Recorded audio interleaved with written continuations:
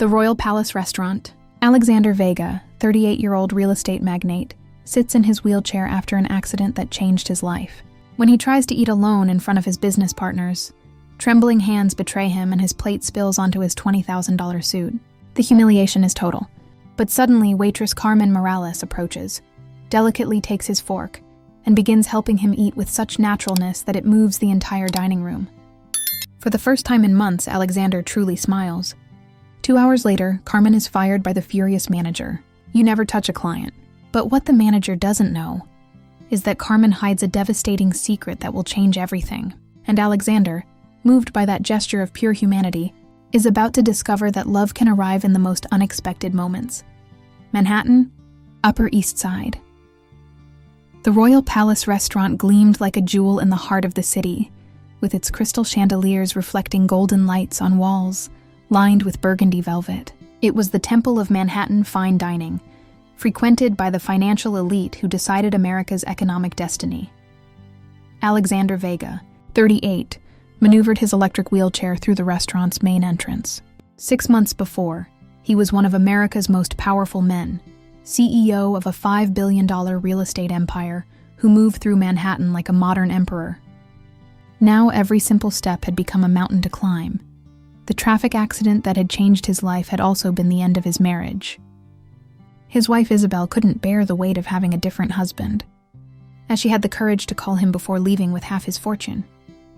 That night, Alexander had to close the most important deal of his career, the acquisition of the entire Miami Beach waterfront for $2 billion. The 3 Swiss partners were already seated at the reserve table, their impenetrable faces studying each of his movements to determine if he was still the right man to handle such a massive investment.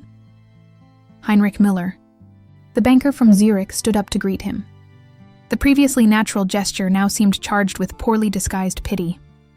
Alexander positioned himself at the table with the precision of someone who had learned to calculate every movement. But this didn't erase the obvious difference from the other diners. Carmen Morales, 28, approached the table with the silent step she had perfected in 3 years of work at Manhattan's most exclusive restaurant. Her brown hair was pulled back in a perfect bun. The impeccable burgundy and white uniform concealed a story of sacrifices none of the clients would have ever imagined. Economics graduate from Columbia with honors, Carmen had to abandon her master's degree to pay for her mother's cancer treatments. 3 years of chemotherapy, radiotherapy, trips of hope to Swiss clinics that had exhausted every last cent of her savings. Her mother had died 2 months before, leaving her alone with a $200,000 debt and pain that cut her breath every morning. When it came time to eat, reality hit Alexander like a slap. The trembling in his hands, a side effect of analgesic medications, always intensified when he was under stress. The fork slipped from his fingers just as he brought the first bite to his mouth. The risotto scattered across his Armani pants, staining the gray silk with pieces of rice and red wine. The silence that fell over the table was louder than any explosion. The Swiss exchanged eloquent looks, the kind of looks that decide the fate of million-dollar deals. Alexander felt the heat of humiliation rising to his face like incandescent lava. In that moment, Carmen materialized at his side with the grace of an angel, saying nothing. She delicately took the fork from the table, filled it with a small portion of risotto, and brought it to Alexander's mouth with a naturalness that seemed like the most normal thing in the world. The gesture was so spontaneous, so devoid of pity or shame, that Alexander suddenly felt secure. For the first time in 6 months, he ate without shame, letting Carmen help him with fluid and discreet movements that didn't even attract attention from other tables. The 3 Swiss, witnesses to that scene of pure humanity, seemed to have understood something fundamental about Alexander. A man who inspired such devotion and respect could not be underestimated, wheelchair or not. The deal closed with a handshake that tasted of new beginnings. But while contracts were being signed, from the corner of the dining room, restaurant manager Carlos Mendoza had observed the entire scene with eyes burning with cold rage. 2 hours after signing the most important contract of his career, Alexander was about to leave the restaurant when he heard agitated voices coming from the staff area. He approached discreetly and recognized Carmen's trembling voice trying to defend herself. Carlos Mendoza, the manager, was destroying Carmen with words that cut like blades. The restaurant's most sacred rule had been violated. You never touch a client. Never. It was a matter of professionalism, distance, respect, according to his distorted vision of luxury service. Alexander watched through the half-open door as Carmen stood before Mendoza's desk, hands trembling as she gripped her apron. Every attempt at explanation was rejected with increasing verbal violence. When Mendoza pulled out the envelope with immediate dismissal, Carmen stood motionless as if the words hadn't reached her brain. The desperation in her eyes was tangible. She needed this job. She had crushing debts, medical expenses still to pay from her mother's treatments. Alexander saw Carmen take the envelope with hands that now trembled uncontrollably. Her face had turned to marble, but her eyes shone with barely contained tears. When she left the office, she almost collided with Alexander, who was waiting for her in the hallway. Carmen's apologies were immediate. Fear of having put the man she had helped in an embarrassing situation. But Alexander stopped her with a gentleness that surprised her. "You didn't embarrass me. You saved me," Carmen began crying silently. All the defenses she had built around her pain crumbled at once. The story came out in fragments. $200,000 in debt from her mother's cancer treatments, 3 years of sacrifices, the loss of everything she possessed, and now dismissal that represented the end of all hope. The confession fell between them like a bridge connecting them beyond their social differences. Alexander felt something move in his chest, an emotion he hadn't felt in months. He made a decision that would change both their lives. As they left the restaurant together, Carmen wiped tears with the back of her hand, not knowing this man was about to offer her much, more than a simple job. Alexander's penthouse rose on the 40th floor of a skyscraper in Midtown with windows, offering an impressive view of illuminated Manhattan. The apartment was a masterpiece of contemporary design, every surface designed to be wheelchair accessible without sacrificing elegance. Carmen followed Alexander through the living room, her eyes widening in amazement. She had never seen so much luxury concentrated in a single space. Artworks worth more than her house, furniture that looked like sculptures, technology that responded to voice commands. Alexander positioned himself in front of her, hands moving nervously on the chair's arms. It was the first time in 6 months he had brought someone to his house. The first time he felt the need to share his space with another person. Carmen's story came out slowly. Her mother's pancreatic carcinoma, trips of hope to European clinics, selling everything she owned to pay for treatments that ultimately hadn't worked. 3 years of fighting an invisible enemy that had won anyway, leaving her with impossible debt and no qualifications for a job that would let her get ahead. But Alexander had an offer that went beyond any expectation. Not charity, but real work. Personal assistant with an annual contract of $120,000, house included in the building, and an advance of $200,000 to cover pending debts. Carmen was speechless, the numbers dancing before her eyes like a mirage. The offer seemed too generous to be true, but Alexander explained his logic with disarming sincerity. In the past 6 months, he had discovered everyone around him had changed their attitude. Friends treated him like a terminally ill patient, partners like an unreliable associate, women like someone to avoid. Carmen was the only person who had looked at him and simply seen a man who needed help. He didn't need medical assistance. He had physical therapists, doctors, nurses. What he needed was someone to help him remain Alexander Vega, not become poor Alexander in the wheelchair. Carmen looked at the contract, then back at Alexander. There was something in his eyes that went beyond generosity, something that dangerously resembled loneliness. Her decision to accept wasn't motivated only by money, but by recognition of shared pain, of 2 people who needed to save each other. Are you enjoying this story? Leave a like and subscribe to the channel. Now let's continue with the video. As they shook hands sealing the agreement, both felt something much bigger than a simple work relationship was beginning. 3 months completely transformed both their lives. Carmen now lived in the apartment on the 38th floor, a refuge from which she could watch Manhattan wake up each morning. Working with Alexander had proven to be a continuous but rewarding challenge. It wasn't just about helping him physically, but helping him regain confidence in himself. The crucial meeting with representatives from New York City Hall for the new residential district tested all the progress made. Alexander was nervous, hands trembling more than usual as he reviewed documents. Carmen had learned to recognize signs of his anxiety and developed methods to calm him. A delicate shoulder massage, words of encouragement whispered with just the right dose of firmness and sweetness. The City Hall presentation was a triumph. Alexander presented the project with passion and competence that immediately won over the committee. Carmen assisted him discreetly, anticipating each of his needs, completing his sentences when fatigue set in, becoming his eyes and hands when necessary.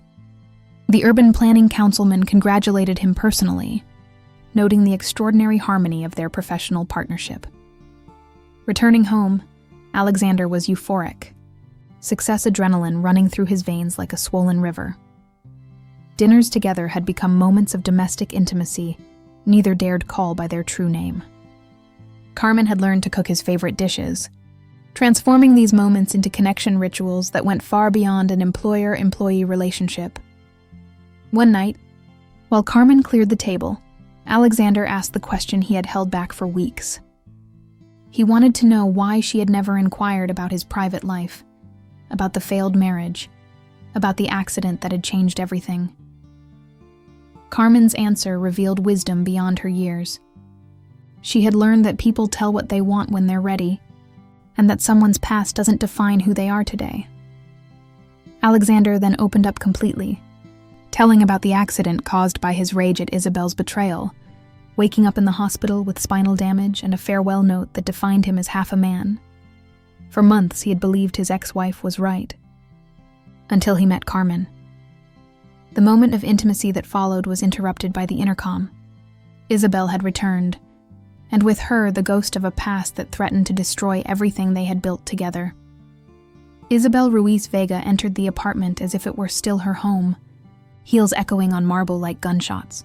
Her icy beauty that had conquered Alexander 10 years before now seemed artificial to him, like a store window mannequin.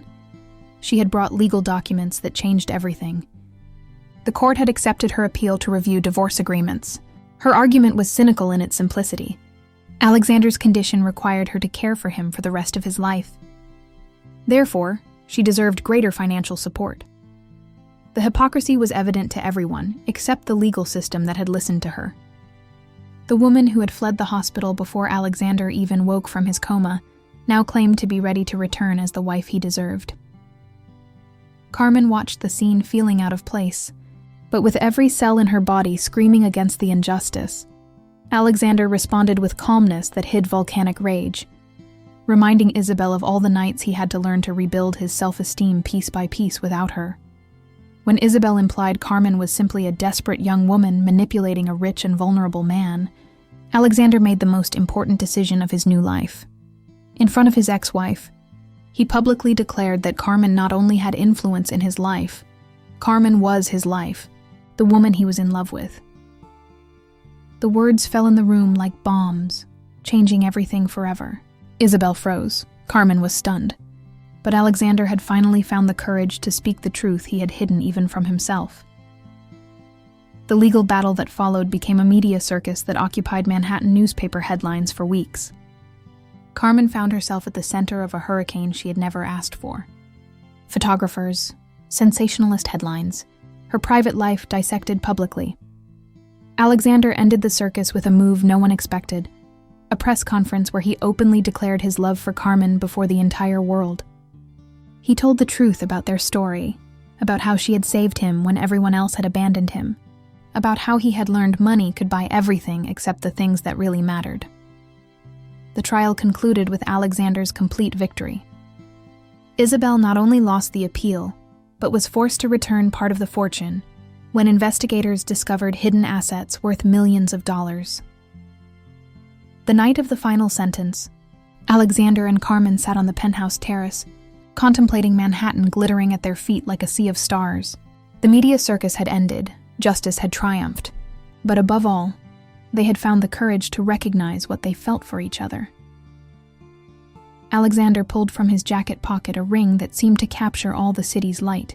The marriage proposal was simple and direct, not for convenience, not for pity, not for gratitude, but for pure and authentic love. Carmen's response sealed not only their engagement, but the victory of genuine love over everything else. 1 year later, the wedding was celebrated at a villa in the Hamptons in the presence of 200 guests who had witnessed their incredible love story. Carmen walked to the altar in a Vera Wang dress that made her look like a princess, while Alexander waited in his chair decorated with white roses, more handsome and radiant than any fairy tale prince. In the front row sat all the employees of the Royal Palace restaurant, personally invited by Alexander, who had bought the establishment 2 months before and immediately fired manager Mendoza. In his thank you speech, Alexander spoke of how life sometimes breaks people to teach them to rebuild themselves stronger, how it takes everything away to make them understand what really matters, how it makes them find the right person at the most wrong moment, only to discover it was the most right moment ever. Carmen smiled through tears of happiness, knowing they had managed to transform 2 broken lives into a love story that would inspire anyone who believed in the power of second chances. The following month saw the birth of the Morales Vega Foundation, dedicated to helping families in economic difficulty due to medical expenses. Each year, the foundation distributed millions of dollars for cancer treatments, physical therapy, psychological support, transforming their personal story into hope for thousands of other people. Alexander had learned to walk again with the help of robotic exoskeletons, but had kept the wheelchair as a reminder of how important it was never to take anything for granted. Carmen had completed her master's degree and now directed the charitable division of Alexander's empire, using her personal experience to identify who really needed help. Their love story became legendary in Manhattan, the living example that true love doesn't look at wheelchairs, bank accounts, or social differences, but at the heart and the ability to see each other for what they really are. Because sometimes the most beautiful stories begin precisely with a simple gesture, helping someone eat when their hands tremble, too much to do it alone, and discovering that in that act of pure humanity, something infinitely greater than love itself is born. If this story has touched your heart, if it has made you believe that love can truly be born in the most difficult moments, and transform 2 broken lives into a story of hope, if you too believe that true strength isn't in never falling but in always getting up, that authentic love doesn't look at differences but at the heart, and that sometimes the simplest gestures can change everything, like and share this video. Tell us in the comments. Have you ever made or received a gesture of pure humanity that changed your life?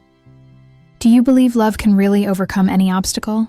Do you know stories of people who found strength to start over after losing everything? Share your experiences, and let's get this message of hope to as many people as possible, because everyone deserves a second chance. Everyone deserves to be loved for who they are, and we can all be the angel someone else is waiting for. Subscribe for more stories that celebrate the courage to love beyond any barrier. Like, comment, share, and subscribe for stories that prove true love can heal any wound and transform any destiny.